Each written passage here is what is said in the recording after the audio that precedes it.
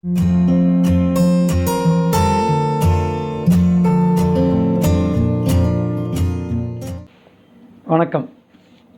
இப்போது நான் உங்களுக்கு ஒரு சவால் விட போகிறேன். நீங்கள் உங்கள் மனைவிட்டையோ, உங்கள் கணவர்கிட்டையோ, உங்கள் சொந்தக்காரங்ககிட்டயோ 2 நிமிஷம் பேசுங்க. ஆனால் அந்த 2 நிமிஷத்தில் ஆங்கில வார்த்தை அதில் வரக்கூடாது. நீங்கள் முயற்சி செஞ்சு பாருங்கள். அதாவது நான் தமிழ் பற்று உள்ளவன் தமிழன் சொல்லிக்கிறோமே ஒழிய, நம்ம தமிழே ஒழுங்காக பேசுறதில்லைங்க. புரியுதா? என்னடா இது இந்த அறிவியல் ஆரோக்கியம் நிகழ்ச்சியில் திடீர்னு தமிழ் பற்றி பேசுகிறான்னு நினைக்கிறீங்களா? இந்த அல்சர், கேஸ் அப்படின்னு 2 வார்த்தை இருக்குங்க. அது ஆங்கில வார்த்தைகள். அது நம்மளை அவ்வளோ பாடாப்படுத்துது. அதனால் நிறைய பேர் தேவையில்லாமல் பிரச்சனையில் மாட்டிகிட்டு இருக்காங்கிறது தான் உண்மை. அதை பற்றின வீடியோ தான் இது. இப்போது 4 நாள் முன்னாடி ஒருத்தர் வந்தார். அவருக்கு ப்ரெஷர் அதிகமாக இருக்குது அப்படின்னு சொல்லி மாத்திரை வேணும்னு சொல்லி வந்தார். நானும் மாத்திரை எழுதிக்கிட்டு இருக்கேன். அப்போ அவர் சொல்கிறார், சார் கொஞ்சம் ஹெவி டோஸ் கொடுத்துறாதீங்க, எனக்கு அல்சர் இருக்குது அப்படின்ட்டு. உடனே அப்படியே அவர் பார்த்தேன். சார் உங்களுக்கு என்ன சார் செய்யும் அப்படின்னா, இல்லை சார் எனக்கு இந்த மாதிரி வருமா எரிச்சலாக வரும் இங்கே அப்படின்னு. எரிச்சலாக வரும்னா எரிச்சலாக வரும் தானே சொல்லணும், ஏன் அல்சர்னு சொல்கிறீங்க? இல்லை அந்த மாதிரி எரிச்சலாக அப்பப்போ ஏப்பமும் அல்சராக இருக்குன்னு எங்கள் டாக்டர் சொல்லுவார் அப்படின்னு. உங்கள் டாக்டர் அல்சராக இருக்குன்னு தானே சொன்னார், அல்சர்னு சொல்லலையில. அப்புறம் என்ன சார், எப்படி சார் சொல்கிறது அப்படின்னு. வாய் வழியாக டியூப் போட்டு எண்டோஸ்கோப்னு ஒன்று பண்ணுவாங்க. உங்களுக்கு பண்ணியிருக்கா? இல்லையே. அது பண்ணி பார்த்து உள்ள அல்சர்னு இருந்தால் தானே சார் அல்சர்னு சொல்லணும். அது பண்ணாமலே நீங்களே ஏன் உங்களை அல்சருக்குன்னு சொல்லிக்கிறீங்க அப்படின்னு சொன்னப்பறம் தான் அவருக்கு உண்மை புரியுது. இப்போ இந்த மாதிரி எனக்கு கேஸாக வருது, வயிற்று வலியாக இருக்குது, அல்சராக இருக்குது அப்படின்னு நிறைய பேர் சொல்லிட்டு இருக்கிறாங்க இல்லையா? அவங்க எல்லாரையும் கூப்பிட்டு எண்டோஸ்கோப் பண்ணி பார்த்தோம்னா 198 பேருக்கு நார்மலுங்க. அதாவது உள்ளே சுரக்கிற ஆசிடும் நார்மல், உள்ள அல்சரும் கிடையாது. அப்படின்னா என்ன? இல்லாத நோய் இருக்கிறதா நினச்சிட்டே இவங்க எல்லாருமே தெரிஞ்சிட்ருக்குறாங்க. அதாவது எனக்கு அல்சர் இருக்குது அப்படிங்கிறத நிறைய பேர் பெருமையாக சொல்லிட்டு திரிகிறாங்க. அது ஏதோ ஒரு பரம்பரை சொத்து மாதிரியும் சொல்லிட்டு அலைகிறாங்க. அது உண்மையே கிடையாது. அப்படி ஒரு நோயே கிடையாது. இது நாங்கள் ஆங்கிலத்தில் ஃபங்க்ஷனல் டிஸ்பெப்சியா அப்படின்னு சொல்லுவோம். ஃபங்க்ஷனல் டிஸ்பெப்சியானா ஒரு மாதிரி அந்த வயிறு வலி இருக்கிற மாதிரி இருக்கும், ஏப்பம் வர மாதிரி இருக்கும். இது ஒரு விதமான மனநோய். நமக்கு இந்த பிரச்சனை இருக்குன்னு நினச்சிக்கிட்டு இருக்கிறதுனாலே இருக்கிற ஒரு பிரச்சனை. ஸோ இந்த அசிடிட்டி ப்ராப்ளங்கிறதே மனநோயினே எடுத்துக்கிட்டோம்னா நம்ம மாத்திரை சாப்பிடாமலே இருந்துக்கலாம். சரி, சப்போஸ் ஒருத்தர் உண்மையிலே அல்சர் இருக்குன்னு வைங்களேன். அவர் எத்தனை நாள் வைத்தியம் தேவைப்படும்? 4 வாரங்கள், இல்லை 6 வாரங்கள், இல்லை 8 வாரங்கள் தான். எப்படின்னு உங்களுக்கு புரிய வைக்கவா? அல்சருங்கிறதுக்கு தமிழில் என்ன சொல்லுவோம்? புண் இல்லையா? இப்போ ஒருத்தர் குடல்லையோ வயிற்றுலையோ புண் இருக்குன்னு வைங்க. அவருக்கே கையில் புண் இருக்குன்னு வைங்க, அல்ல உங்களுக்கே கையில் ஒரு புண் இருக்குன்னு வைங்க. ஒரு அடிபட்டுச்சு, புண்ணாயிடுச்சு. அது ஆறுறதுக்கு எவ்வளோ நாள் ஆகும்? சில பேருக்கு 15 நாள் ஆகும், சில பேருக்கு 1 மாதம் ஆகும், சில பேருக்கு 2 மாதம் ஆகலாம். ஆனால் ஆறித்தானே ஆகணும். ஆறாத புண்ணுன்னு ஒன்று இருக்கா? எனக்கு 5 வருஷமாக புண் இருக்குது அப்படின்னு சொல்லுவீங்களா? இல்லையா? அதே மாதிரி தானே வயிற்றுலேயும் புண்ணு வந்தாலுமே உடம்பு அதை ஆற்றி தான் ஆகும். அது வயிற்றில் புண் வந்தாலும் வாயில் புண் வந்தாலும் அது ஆறணுங்கிறது தான் இயற்கையோட விதி. அது எப்படி ஆறாமல் வருஷக்கணக்கில் இருக்கும்? இப்போ உங்களே பல பேர் பார்த்திங்கன்னா 2 வருஷமாக, 3 வருஷம், 4 வருஷமாக இந்த அசிடிட்டி சம்மந்தமான மாத்திரை சாப்பிட்டானே வரீங்க. அது எப்படி அசிடிட்டிங்கிற பெருமன நோயா, அல்சருங்கிற பெருமன நோயா? ஸோ ஒருத்தர் எனக்கு அல்சர் இருக்குது அப்படின்னு சொன்னால் அது தவறு. எனக்கு போன வருஷம் கொஞ்சம் அல்சர் இருந்தது, நான் ஒரு 2 மாதம் மாத்திரை எடுத்துக்கிட்டேன்னா அது கரெக்டு. அப்படி இல்லாமல் இது பெருமனன்ட் நோய் மாதிரி அல்சர் இருக்குங்கிற நினைக்கிறது தவறு. அப்படின்னு ஒன்றே கிடையாது. இப்போ எங்கள் புக்கில் என்ன போட்டிருக்குன்னா, ஒருத்தர் உண்மையிலே வயிற்றில் அசிடிட்டியோ அல்சராக இருந்தால் அவர் எத்தனை நாள் வைத்தியம் தேவைப்படும்னா, சில பேருக்கு 2 வாரம், சில பேருக்கு 4 வாரம், சில பேருக்கு 2 மாதம், ரொம்ப சில பேருக்கு 4 மாதங்க. 4 மாதத்தை தாண்டி வைத்தியம் தேவைப்படுறதே இல்லை. ஆனால் நீங்கள் யோசிச்சு பாருங்கள், உங்களில் பல பேர் வருஷக்கணக்கில் மாத்திரை சாப்பிட்றீங்களா இல்லையா? ஸோ இதெல்லாம் தவறாக, இது ஒரு மனநோய் மாதிரி மாறிட்டனால நீங்கள் தொடர்ந்து மாத்திரை சாப்பிட்டு வரீங்க. அப்படின்னா என்ன சார், அல்சர் அவ்வளோ காமன் கிடையாதுன்னா? காமன் கிடையாது. இப்போ உதாரணத்துக்கு நான் பாருங்கள், நான் ஒரு கார்டியாலஜிஸ்ட்டு. என்னோடய பேஷண்ட்ஸ் பார்த்திங்கன்னா எப்படி ஒரு 5-6 மாத்திரை எழுதுவேன். ஆனால் பெரும்பாலும் டாக்டர்களே ஒரு 5-6 மாத்திரை எழுதுனா கூட இந்த ஒரு இதையும் சேர்த்துறாங்க, இந்த அசிடிட்டி மாத்திரையும் சேர்த்துறாங்க. அது அவசியமே கிடையாது. ரொம்ப ஒரு சில பேருக்கு தான் இந்த மாத்திரைகள்னால அசிடிட்டி வரும். இந்த மாத்திரை சாப்பிட்டாலே அசிடிட்டி வருங்கிறது உண்மை கிடையாது. நீங்கள் வேணால் என்னோட ஓபிடி வாங்க, வெளியில் உட்காந்துருக்கிற யார்கிட்ட வேணால் அந்த மருந்து சீட்டை வாங்கி பாருங்கள். 198 பேருக்கு நான் அந்த அசிடிட்டி மாத்திரை எழுதியிருக்க மாட்டேன். அந்த ஒரு சில பேர் நான் மாத்திரை கொடுத்த அப்புறம் ஒரு வயிற்று வலின்னு அசிடிட்டினால வந்தாங்கன்னா ஒரு 2 வாரமோ 4 வாரமோ மருந்து கொடுத்து சரி பண்ணிடுவேன்னு ஒழிய, பெர்மனண்ட்டாக வயிற்று வலி வராமல் இருக்கவோ, இல்லை அசிடிட்டி ஃபார்ம் ஆகாமல் இருக்கவோ, அல்சரை வராமல் தடுக்கவோ இந்த மாத்திரை வருஷக்கணக்கில் போடுங்க அப்படிங்கிற ஒரு இண்டிகேஷனே கிடையாது. ஸோ நம்ம இதெல்லாம் ஓவர் யூஸ் பண்ணிகிட்ருக்கோங்கிறது தான் உண்மை. அப்புறம் இன்னொன்று கேட்கலாம், சார் சரி நீங்கள் சொல்கிறபடி இது தேவையில்லாமல் யூஸ் பண்ணுறதாவே இருக்கட்டும், ஆனால் அதனால் பெருசாக ஒன்றும் கெட்டது இல்லை, நான் பாட்டு போட்டு போகிறேன் அப்படின்னு சொன்னால் அது கிடையாது. இதனால் நிறைய தீமைகள் இருக்குங்க. இப்போ இந்த இந்த அசிடிட்டி சம்மந்தமான டேப்லெட் இருக்குது, நம்ம குடல்லேருந்து விட்டமின்ஸும் மினரல்ஸ் தாது பொருட்களையும் உள் இழுக்கிற தன்மையை குறைக்குது, அப்சார்ப்ஷனை குறைக்குது. அதனால நிறைய பேருக்கு ஃப்ராக்சர் வர்றதுக்கு காரணமாக இருக்குது. அது தெரியாது நமக்கு. நிறைய பேர் வயசானவங்களுக்கு ஃப்ராக்சர் வர்றதுக்கு காரணம் இந்த தேவையில்லாமல் இந்த அல்சர் மாத்திரை ரொம்ப வருஷமாக சாப்பிட்டது தான். இப்போ ரெண்டாவது, இதனால் நிறைய பேர் நெஞ்சில் சளி பிடிக்குது, நிமோனியான்னு சொல்ல முடியா. இந்த மாத்திரைனால சளி பிடிக்குதுங்கிறது ஒன்று தெரிஞ்ச ஒரு உண்மை. இதை விட முக்கியமானது, ரொம்ப நாள் இதை எடுத்தோம்னா கிட்னியுமே பாதிக்குது. கிட்னியை பாதிச்சது உப்பு சத்து அதிகமாக்குறதுக்கு இதில் காரணங்கள் இருக்குது. இந்த மாதிரி பிரச்சனை இவ்வளோ இருக்கிறச்ச இது சாதாரண டேப்லெட்னு எடுத்துக்கிட்டு நம்ம இதனால் ஒன்றும் பிரச்சனை இல்லை தொடர்ந்து சாப்பிட்டுக்கலாம்னு சொல்லவே முடியாது. தேவைப்பட்டால் சாப்பிடணும், அதுவும் தேவையான அளவுக்கு சாப்பிடணும். அந்த தேவையான அளவுக்கு டூரேஷன் முடிஞ்சோடனே நிப்பாட்டணும். ஆனால் மன ரீதியாக நிறைய பேர் என்ன நம்புறீங்கன்னா, இந்த மாத்திரை நிப்பாட்டா எனக்கு அசிடிட்டி வந்து நம்புறீங்களே, அந்த நம்புறது மனநோய்ங்கிறத திருப்பி சொல்லிகிட்டு இருக்கு. சரி சார், நீங்கள் சொன்னபடி எனக்கு அல்சர் இல்லைன்னே விட்டுப்போம்.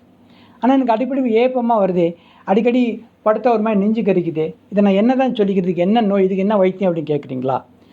அது என்னென்னு பார்ப்போம் வாங்க. இப்போ இந்த படத்தை பாருங்கள். இது உணவு குழாய், இது வழியாக போகிற உணவு தான் இங்கே போய் சேருது. இது இரைப்பை. இதில் இருக்கிற உணவு இங்கே தங்கிட்டு கொஞ்சமாக தான் குடலில் கொஞ்சம் கொஞ்சமாக உள்ளே தள்ளப்படுது. ஸோ நம்ம திங்கிறதுல முதல்ல எங்கே போய் சேருதுன்னா இந்த இரைப்பை. இங்கே தான் நிறைய ஆசிட் இருக்குது. இங்கே ஆசிட் இருக்குதுங்கிறது எல்லாருக்கும் உண்மை. ஆனால் எனக்கு கொஞ்சம் ஆசிட் அதிகமாக சுரக்குதுங்கிற உண்மை கிடையாது. ரொம்ப சில பேருக்கு தான் ஆசிட் நார்மலை விட அதிகமாக சுரக்குது.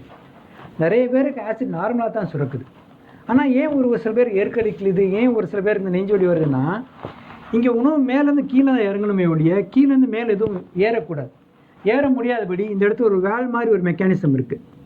சரி, இங்கே உதரவிதானம் அப்படின்னு சொல்லுவோம், டயப்ராம்னு சொல்லுவோம். அந்த இடத்துல ஒரு வேல் மாதிரி ஒரு மெக்கானிசம் இருக்குது.